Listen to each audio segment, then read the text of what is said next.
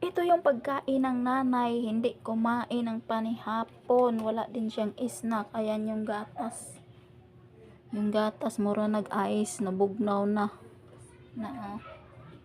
Wala siyang kaon, kaya wala siguro mayong sudan. Tapos slit man, kay pag adto nila sa palengke, gusto na siyang mukaon. Tapos gihatdan ako, wala din siya nagkaon, kay ambot na unsa na sad nga wa sa kaon.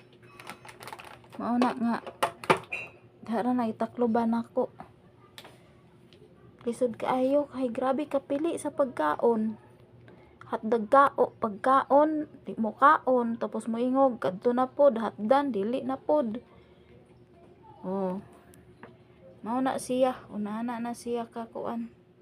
Lisod pangitaag pagkaon. Pabungol-bungol ra ba dayon og pangutan-on di na mo tingog. Maabutan ka lang og kasapot-sapot.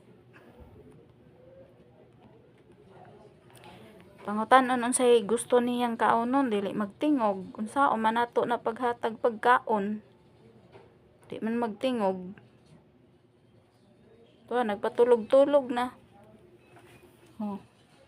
Ganihar akong pangutana unsay yang kaonon. Ingon siya nga kanon kuno, gihatdag kanon dili mo kaon.